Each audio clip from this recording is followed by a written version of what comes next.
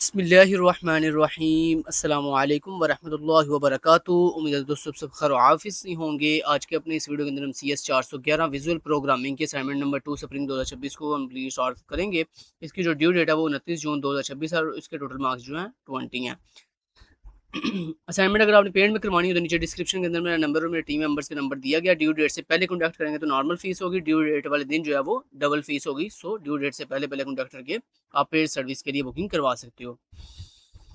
Assignment में करना क्या, असाइनमेंट में बेसिकली आपने करना ये है कि आपने इस तरह की एक ग्राफिकल यूज़र इंटरफेस जो है वो क्रिएट करना है सी शार्प लैंग्वेज का इस्तेमाल करते हुए विजुअल स्टूडियो के अंदर, और देन आपने कोर्स सिर्फ जो है वो LMS पे उसमें MS वर्ड में पेस्ट करके देन सबमिट करवाना है।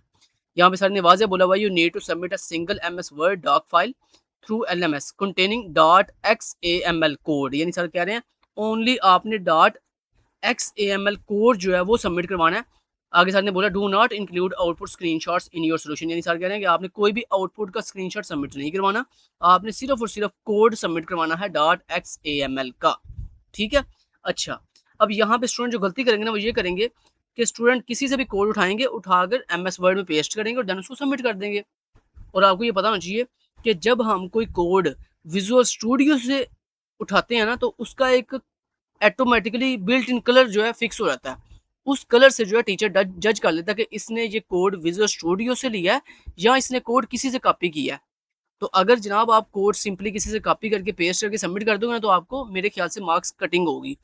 इससे बेहतर यही है कि आप क्या करो, सबसे पहले विजुअल स्टूडियो अपने पास डाउनलोड करो और उसके बाद पूरा प्रोसेस करो। ठीक हो गया ना? तो चलो मैं आपको स्टेप बाय स्टेप गाइड करता हूँ। मुझे पता है कि विजुअल स्टूडियो एक हैवी IDE है जिसको डाउनलोड करते हुए और इंस्टॉल करते हुए कम से कम 4 से 5 घंटे लगते हैं।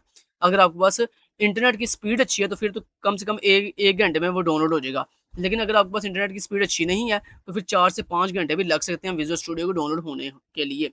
अब सबसे पहले दोस्तों मैं आपको जैसे कि बता रहा हूँ कि इस असाइनमेंट को करने के लिए आपको नीड है विजुअल स्टूडियो की।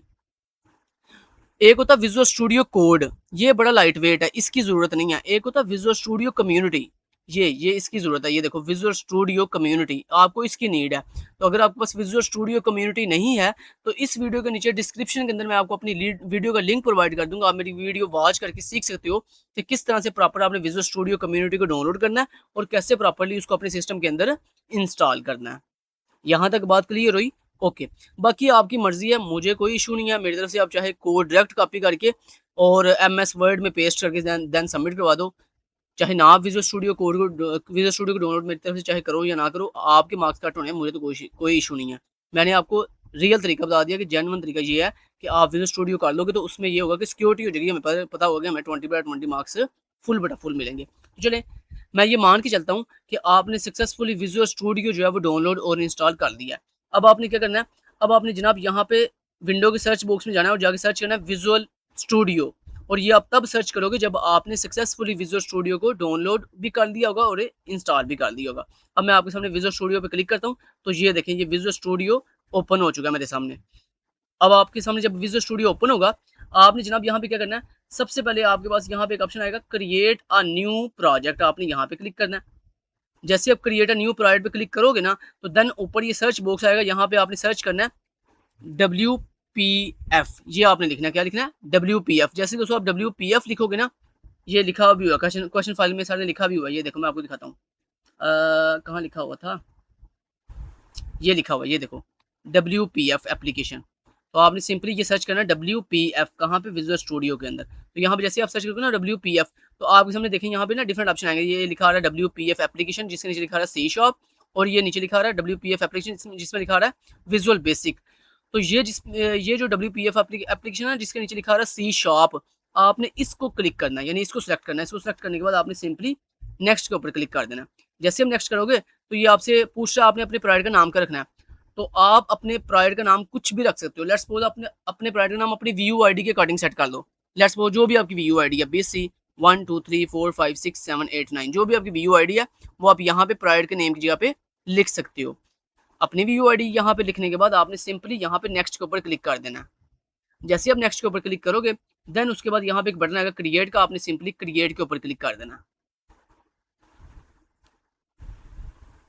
आपने थोड़ा वेट करना है, ये प्रोवाइडर को क्रिएट कर रहा है।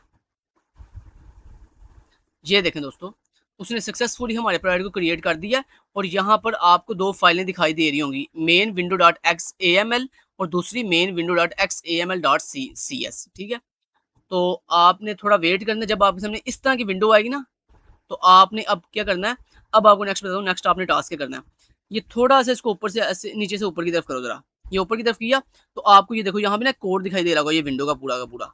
आपने इस कोड को यहाँ से ऐसे रिमूव कर देना है, पूरा कोड रिमूव कर देना।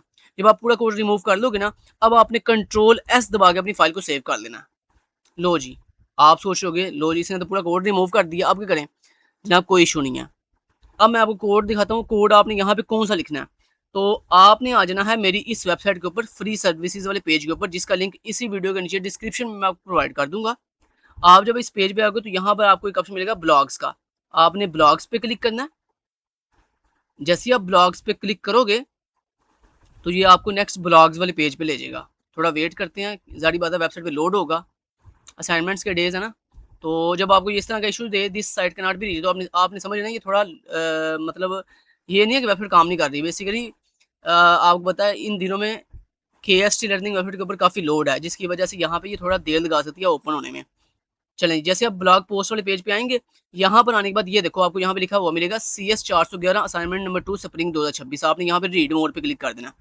जैसे आप रीड मोड पे क्लिक करोगे तो ये देखो मैंने आपकी आसानी के लिए यहाँ पे पूरे का पूरा कोड लिख के रख दिया है। ये आप देख सकते हो, ये पूरे का पूरा कोड मैंने आपको प्रोवाइड कर दिया है। अब आपने इस कोड को यहाँ से कॉपी कैसे करना है, उसके लिए ये देखो ये कॉपी कोड का बटन है, आपने यहाँ पे क्लिक करना है, कोड कॉपी हो गया। आपने आ जाना है विजुअल स्टूडियो कोड के ऊपर। अब यहाँ पे आपके पास दो ऑप्शन है।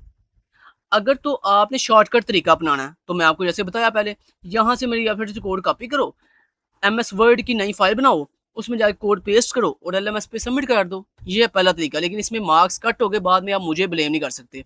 मैंने आपको ये शॉर्टकट तरीका बताया कि अगर आपने विजुअल स्टूडियो का इस्तेमाल नहीं करना तो फिर ये एक शॉर्टकट वे है कि आप मेरी वेबसाइट पे जाओ, जाकर यहाँ से कोड को करो कॉपी, MS वर्ड की एक नई फाइल बनाओ, उसमें ऊपर हेडिंग दो XAML कोड और नीचे अपना ये जो कोड यहाँ से आपने कॉपी किया वो वहाँ पे पेस्ट करो।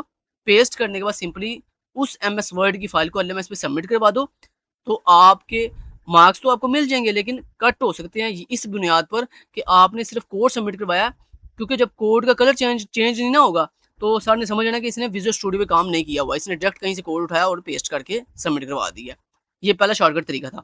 दूसरा जो तरीका जेन्युइन तरीका वो ये है कि ये जो आपने विजुअल स्टूडियो का प्रोवाइड क्रिएट किया हुआ है, यहाँ पर आगे ये जो मैंने आपको कोड रिमूव करवाया था, यहाँ से आपने वो जो मेरी वेबसाइट से कोड कॉपी किया ना, वो यहाँ पर आकर आपने कंट्रोल V दबा के वो पूरा कोड पेस्ट कर देना।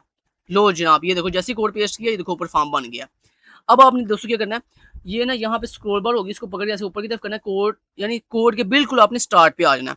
कोड के स्टार्ट पे आने के बाद यहाँ पे मैं आपको एक चीज़ दिखाना चाहता हूँ, यहाँ पे इसको थोड़ा जूम कर लेते हैं। ओके, कोड के बिल्कुल स्टार्ट पे आगे ना ये जो लिखा हुआ ना x क्लास इक्वल टू और डबल कोर्स में ये लिखा हुआ ना CS 411_2_S26। यहाँ पर जनाब आपने जो अपनी जब आपने अभी अभी प्राइड क्रिएट किया था, तो जो प्राइड क्रिएट करते हुए आपने प्राइड का नाम दिया था ना, वही सेम नाम आपने यहाँ पर देना, ये बात नहीं आपने भूलनी।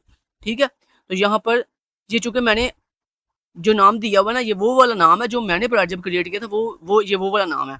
लेकिन आपने चूंकि जब प्राइड क्रिएट किया था तो आपने यहाँ पे क्या नाम रखा था, अपनी व्यू आईडी रखी थी। तो आपने क्या करना है, यहाँ से वो नाम ये वाला नाम रिमूव कर देना जो मैंने दिया हुआ था, और इस नाम के जगह पे आपने अपना वो वाला नाम लिखना है जो प्रोजेक्ट क्रिएट करते हुए आपने नाम दिया। अब वो नाम कहाँ से अच्छा, जब आपने प्रोजेक्ट क्रिएट किया तो आपने क्या नाम रखा था ये कैसे पता चलेगा। उसके लिए ये देखो अपने विजुअल स्टूडियो के बिल्कुल टॉप पे देखो, ये नाम लिखा आ रहा है। वो कह रहा है आपने अपने प्रोजेक्ट का नाम ये रखा था BC 1 2 3 4 5 6 7 8 9। तो यहाँ से नाम देकर आपने यहाँ पर वो नाम सेम डिटो का लिख देना है, BC 1 2 3 4 5 6 7 8 9। जो भी मतलब आपने नाम रखा था वो ऊपर से यहाँ से देख के तो यहाँ पर आपने वो नाम जो है लिख देना। तो ये देखो वो एरर जो है चला गया, जो एरर यहाँ पे भी वो दिखा रहा था कि आपका यहाँ पे एक एरर है, वो एरर रिमूव हो गया। आगे अच्छा याद रखिएगा एक बात, ये आगे डॉट मेन विंडो आपने रिमूव नहीं करना, बस आपको वो जो मैंने बताया ना CS 411 मतलब ये वाला मैं आपको दोबारा दिखाता हूँ कहाँ पे, ये कोड के अंदर ये जो इतना चीज़ है, जूम करूँ इसको थोड़ा सा। ओके, ये जो इतनी जगह थी, ये इसको जिसको मैंने हाईलाइट किया CS 411_2_S26, इसकी जगह पे आपने अपने ये जो प्राइड का नाम दिया होगा ये वाला नाम यहाँ पे क्या कर देना है, रिप्लेस कर देना है। बाकी आपका कोड सारा सेम डिटो कॉपी आपने वैसे ही लगा रहने देना। अब मैं इसको एक दफ़ा रन भी करके दिखा देता हूँ कि क्या आपका ये सही से काम कर रहा है या नहीं कर रहा। तो ये देखो ऊपर ये ग्रीन कलर का बटन है रन का, आपने इस पे क्लिक करना है तो ये कोड रन हो जाएगा। एक दफ़ा रन करके आपको दिखा दूँ ना कि कोड बिल्कुल ठीक काम कर रहा है या नहीं कर रहा, ताकि बाद में आप ये ना कहना भाई कोड में तो इशू था। ये देखो ये बिल्कुल 100% वैसे ही कोड काम कर रहा है जैसे मिसाल ने आउटपुट दिखाई दी। ये देखो enter student ID, enter student name, enter course name, enter assignment title and enter assignment submission date. ठीक हो गया। और नीचे कैलेंडर है और उसके बाद सबमिट असाइनमेंट का बटन है। अब ठीक है, ये इसको आप कर दो आउटपुट को बंद और यहाँ से ये नीचे इसको भी बंद कर दो। अब आपने क्या करना है जनाब, अब आप इसको करो मिनिमाइज और ये मेरी वेबसाइट है, इसको भी हम कर लेते हैं मिनिमाइज, थोड़ी जूम आउट कर लेते हैं और वेबसाइट को कर लेते हैं मिनिमाइज, इसको भी कर लेते हैं मिनिमाइज। अब आपने क्या करना है, अब आपने एक न्यू MS वर्ड की फाइल ओपन करनी है। वर्ड की फाइल ओपन करने के लिए यहाँ पे सर्च आप कर सकते हो वर्ड, और अगर आपके पास MS वर्ड नहीं है तो ये मैंने आपको पता ना हर वीडियो में रिकमेंड करता हूँ ये वाली एप्लीकेशन ओनली ऑफिस के नाम से। इसका लिंक मैं नीचे वीडियो के डिस्क्रिप्शन में आपको प्रोवाइड कर दूंगा। मेरी वीडियो वॉच करके ओनली ऑफिस को डाउनलोड और इंस्टॉल कर सकते हो। ओनली ऑफिस का बेसिकली फायदा ये है कि अगर आपके पास MS ऑफिस नहीं है तो आपको MS ऑफिस के अंदर जितनी चीज़ें मिलती हैं वर्ड, एक्सेल, पावर पॉइंट, वो सारी चीज़ें आपको इस ओनली ऑफिस वाली एप्लीकेशन में भी मिल जाती हैं। तो आप इसका भी इस्तेमाल कर सकते हो। ये बेसिकली एक अल्टरनेट है MS ऑफिस का। चलिए जी, मेरे पास ऑलरेडी MS वर्ड है तो मैं यहाँ पे MS वर्ड को ओपन करता हूँ। ओपन करने के बाद आपने सिंपली दोस्तों क्या करना है, यहाँ पे ब्लैंक डॉक्यूमेंट पर क्लिक करना है और यहाँ पे लेआउट पे जाना है। लेआउट पे जाने के बाद मार्जिन पे क्लिक करके नैरो मार्जिन सेलेक्ट कर देते हैं, होम पे जाते हैं और यहाँ पर ये बेसिकली डिजाइनिंग है, ये आप अपनी मर्जी से कर सकते हो। ओके, अब यहाँ पे दोस्तों आपने क्या करना है, ये थोड़ा सा फ़ॉन्ट साइज इंक्रीज कर दें इसका और यहाँ पे इसको ये फ़ॉन्ट स्टाइल चेंज कर दिया, बोल्ड कर दिया। यहाँ पे लिख दो CS 411 assignment number 2 solution spring 2026, ठीक है। और यहाँ पे आप लिखो XAML कोड, ये हेडिंग दी आपने। अब आप अपना जो बोल्ड का आइकन है इसको बोल्ड खत्म कर दो, जूम इसकी आउट खत्म कर दो, जूम आउट कर दो, इसको थोड़ा जूम आउट कर दिया। अब कंट्रोल से फाइल को सेव कर लो। फाइल को सेव करने के लिए जब ये आपसे पूछा हाँ जी आपने फाइल कहाँ सेव करनी है, फाइल को ब्राउज पे क्लिक करके फाइल को डेस्कटॉप पे सेव कर लो, ठीक है।